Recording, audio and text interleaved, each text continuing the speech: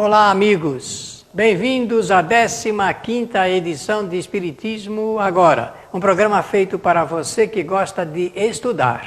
Estamos, desde o programa anterior, estudando, examinando, falando sobre evolução.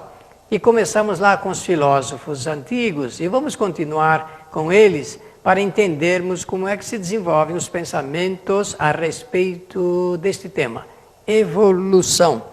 Um tema importante que acompanha a humanidade desde tempos muito antigos.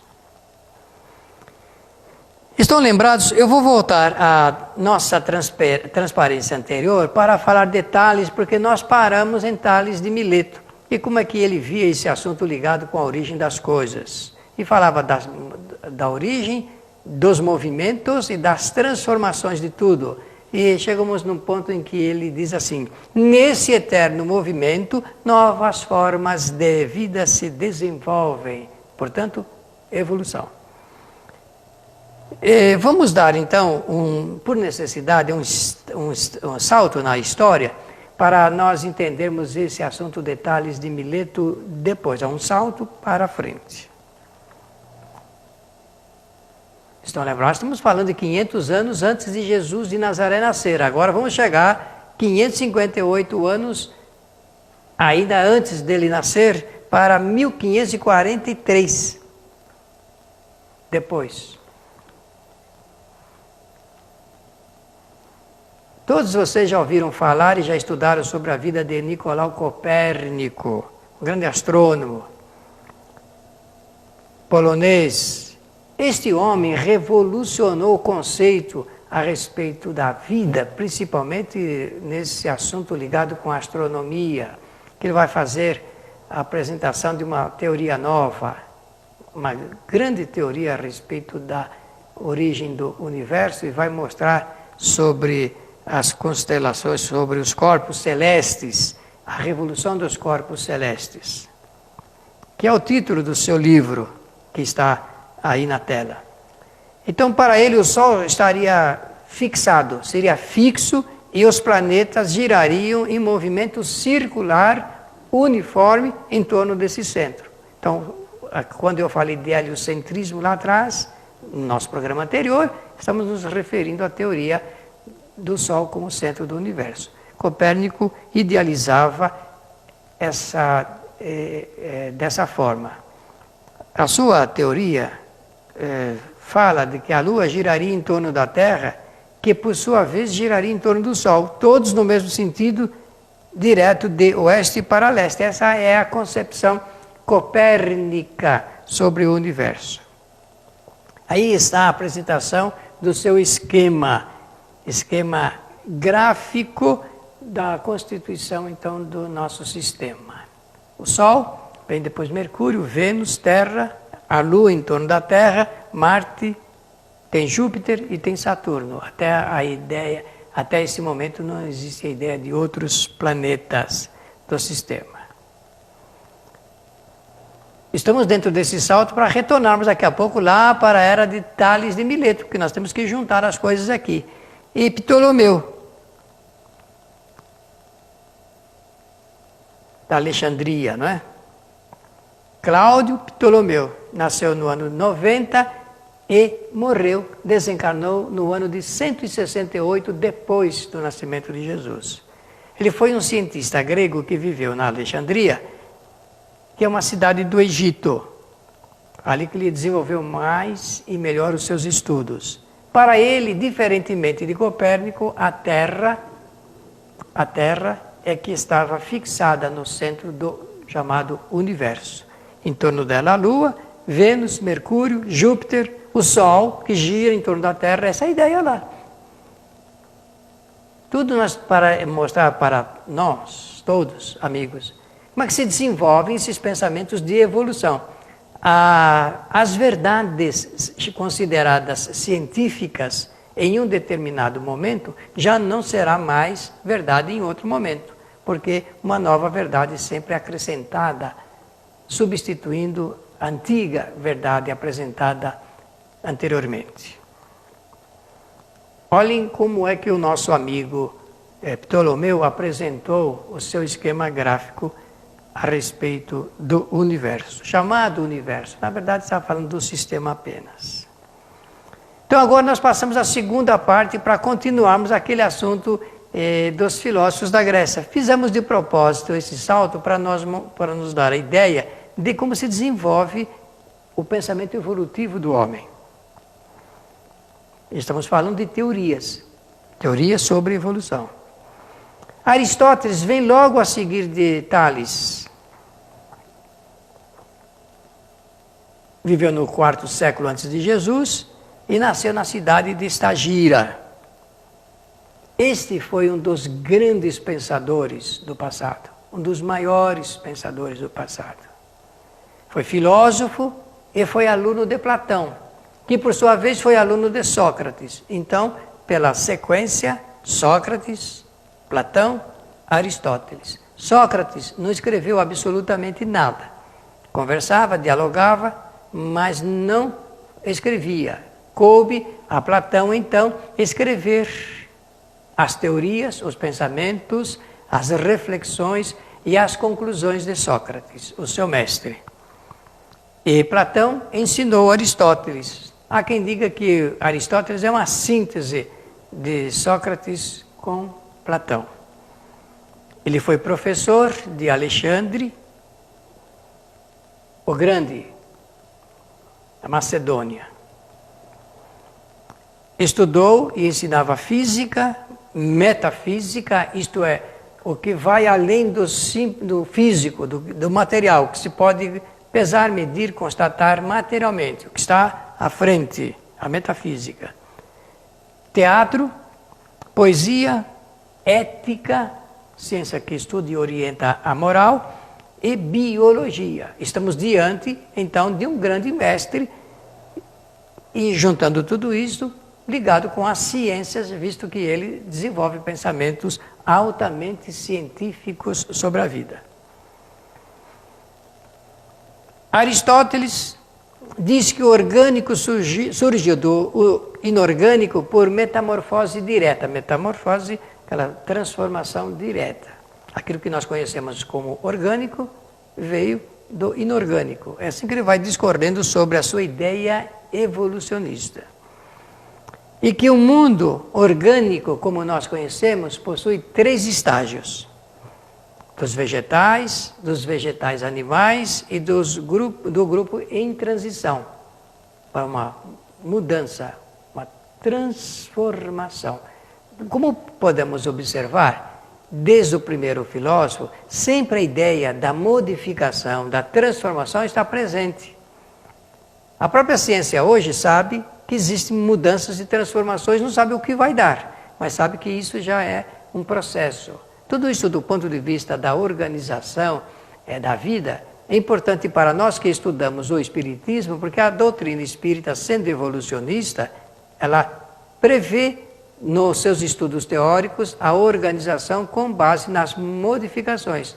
Estamos falando do elemento material sob a agência e regência do elemento espiritual. Em seguida vem Erastótenes, grande pensador da Grécia e que vai desenvolver um pensamento bastante interessante para entendermos a vida. Erastótenes nasceu no ano de 285 e desencarnou no ano de 194, antes de Jesus de Nazaré nascer. Aí a ilustração da sua figura, como foi conhecida.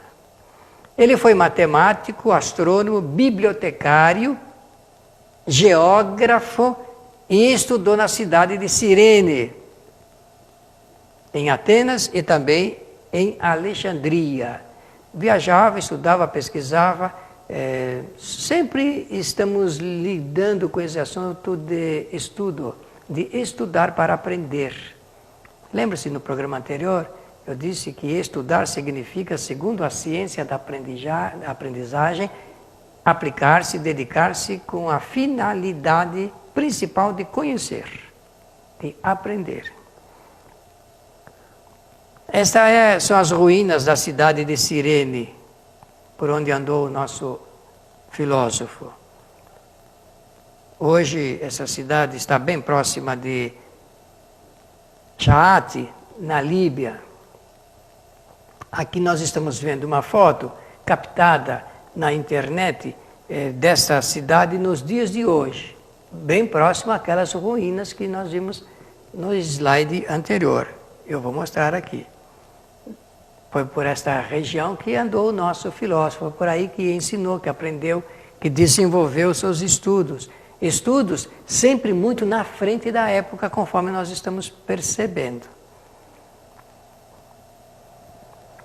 Esta é uma ilustração muito interessante porque esse filósofo matemático, ele trabalhou no pensamento racional, fazendo experimentações bastante curiosas. Aqui na ilustração nós temos a Terra, ele com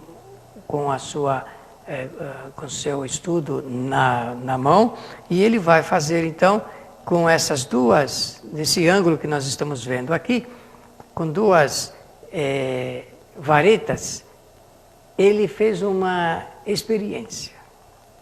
Eratóstenes ousou medir as dimensões da Terra, chegando a um resultado tão preciso que competiria com aquele que só foi alcançado no século XIX. Então, este filósofo fez uma experiência na Biblioteca de Alexandria, posicionando duas varetas perfeitamente verticais. E com essa experiência, ele pôde fazer a observação da sombra do meio-dia do dia 21 de junho e descobriu que, enquanto em Siena não havia nenhuma sombra, em Alexandria esta era de forma até bastante pronunciada, a sombra, em torno de 7 graus. Com esse estudo, ele apresenta uma conclusão. E ele imaginou que se a Terra fosse plana, as varetas não haveriam de projetar sombra em nenhuma das duas localidades que ele fez a experiência. E se numa delas havia uma projeção, em outra não, é porque a Terra não era plana e sim curva. Este enunciado do nosso amigo filósofo revolucionou o conceito da época a respeito da Terra ser plana, como muitos observavam. Por isso que nós demos aquele salto e fomos buscar em Copérnico, em Ptolomeu, então aquela ideia dos planetas. Depois vem Anaxímenes. Mas nós já estamos chegando no final desse nosso tempo, então será de melhor juízo aguardarmos o segundo tempo do nosso programa para continuarmos com esta nossa exposição. Então nós vamos ao nosso breve intervalo e retornamos logo a seguir.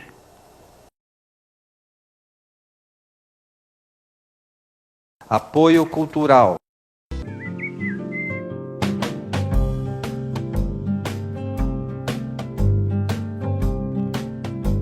Rádio Boa Nova, a comunicação em prol de um mundo de regeneração.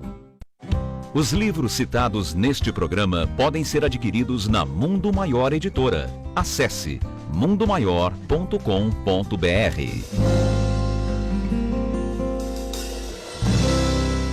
Um simples gesto, um ato de enormes proporções. Um simples gesto é capaz de dar apoio, acolher, educar, alimentar. Um simples gesto traz com ele benefícios incalculáveis. Um simples gesto contribui para realizar o bem. Participe para que a rede social do bem possa aumentar a sua capacidade de multiplicar as suas ações sociais. Pratique isso na hora que você for pagar a sua próxima compra. Use o cartão de crédito exclusivo O Bem. Peça já o seu cartão. Ligue 0800 644 2273.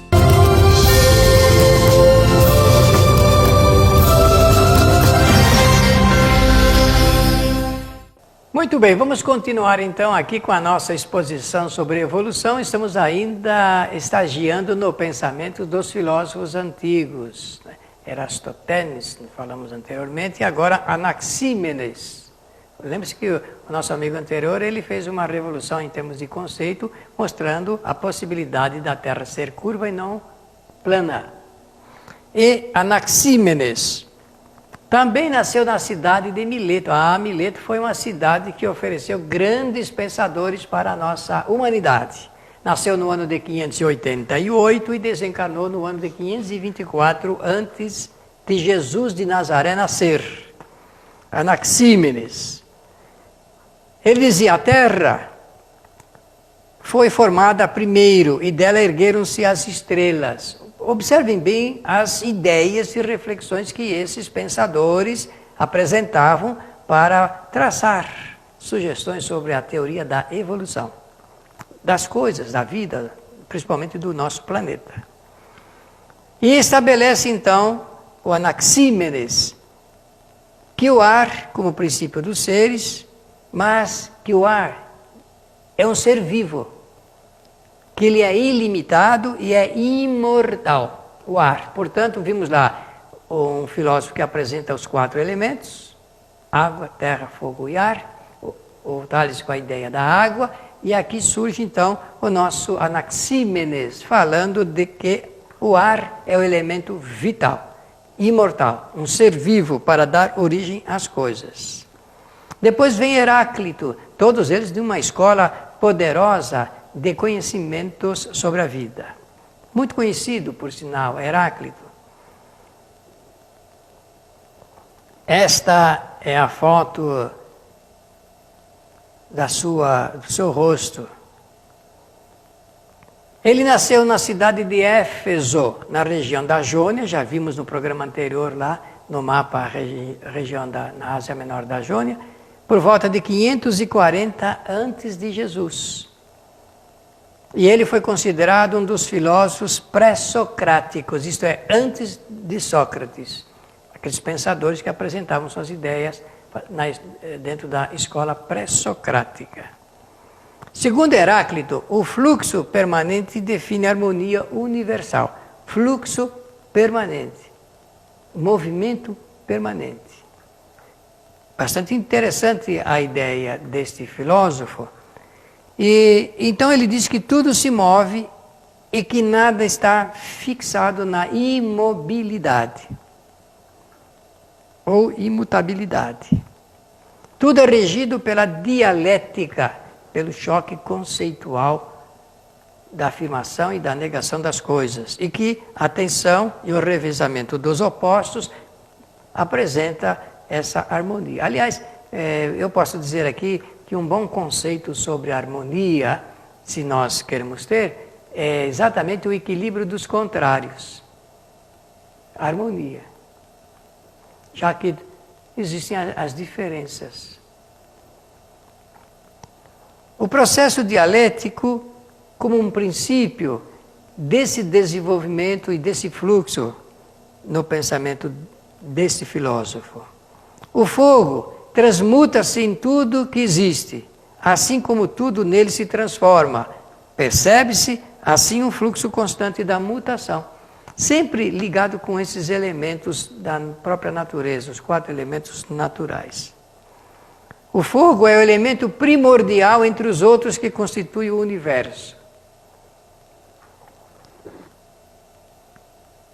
Esses outros elementos é a água, a terra e o ar. Volta, então, a teoria novamente dos 4 elementos componentes do universo. Fogo, água, terra e ar. O pensamento dos filósofos sempre trabalhando em cima desses componentes.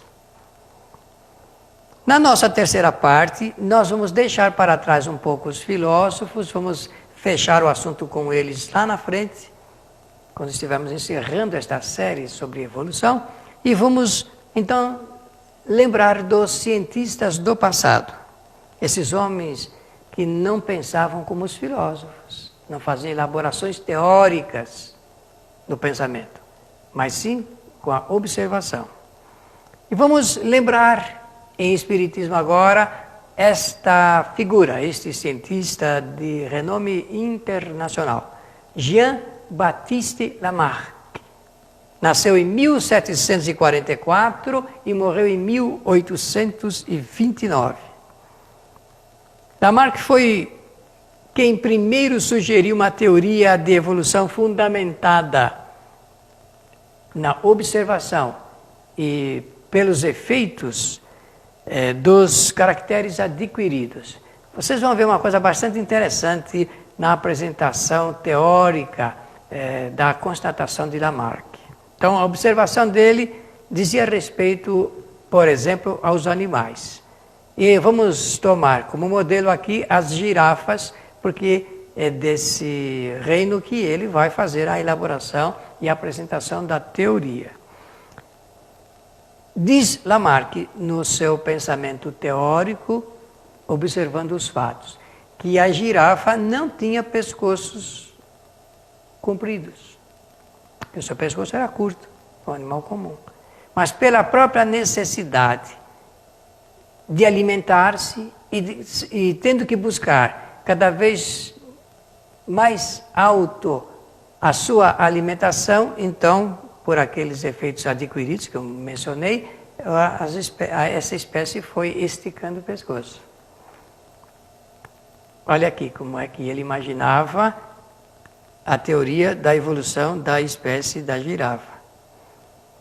Quanto mais alto estivesse o alimento, por essa necessidade de busca, de procura, a alimentação, então se tornou um animal de pescoço alongado.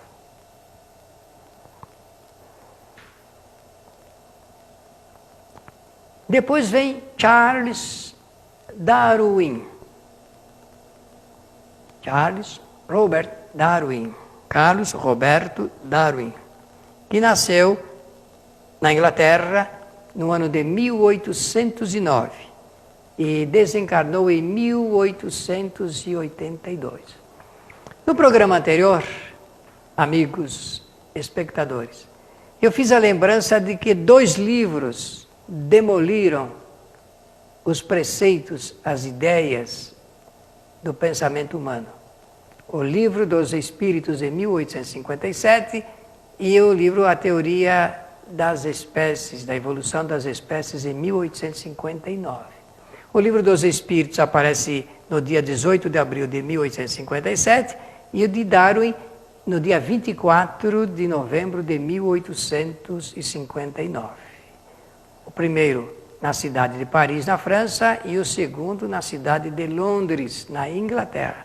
Esses 2 livros apresentaram para a humanidade novos paradigmas para o pensamento humano. E vão demolir ideias antigas, paradigmas antigos, apresentando os 2, esse assunto da evolução.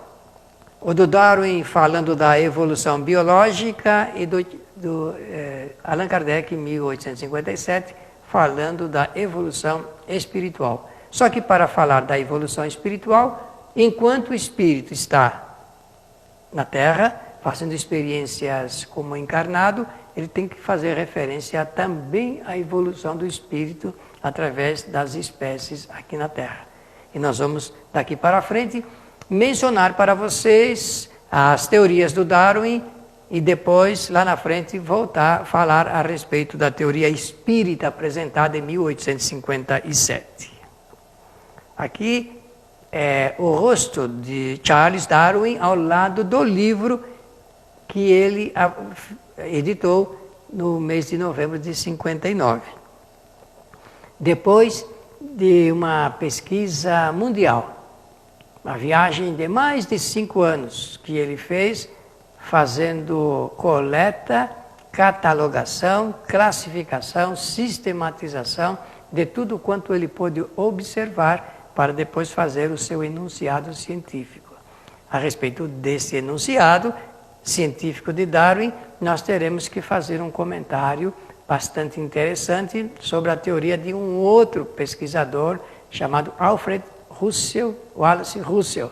E isso vai fazer um cotejamento entre as 2 teorias desses evolucionistas. A Origem das Espécies, portanto, é um livro publicado por Charles Darwin em 1859, que praticamente decretou a independência da ciência com a religião. Até então, até essa data, a religião comandava os destinos da ciência. Todo e qualquer cientista deveria estar subordinado às regras estabelecidas pela religião. A partir dessa data, a independência. A ciência segue o seu caminho e deixa para trás ou do lado as teorias religiosas. A partir deste momento, então, a história da humanidade vai mudar.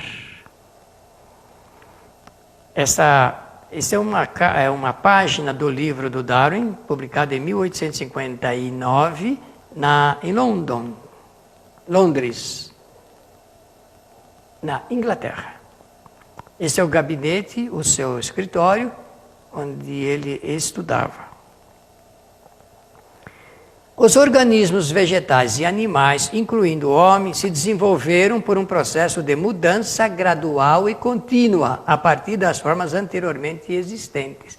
Estão lembrados que eu falei dos filósofos, de que a ideia da origem, do movimento e das mudanças no pensamento do filósofo é assim que funciona. Ele não pode, através da observação, fazer essa experiência, mas ele pode fazer intelectualmente.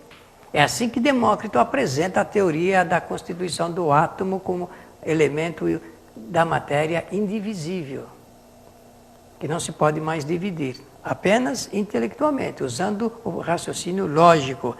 Só que o Darwin, fazendo as experiências que eu já mencionei, em diversas partes do mundo, ele vai então fazer essa conclusão de que os organismos vegetais e animais incluindo o homem, já que o homem é considerado na classe da ciência natural como um animal, se desenvolveram por um processo de mudança, que é uma mudança gradual, contínua, a partir de formas anteriormente existentes.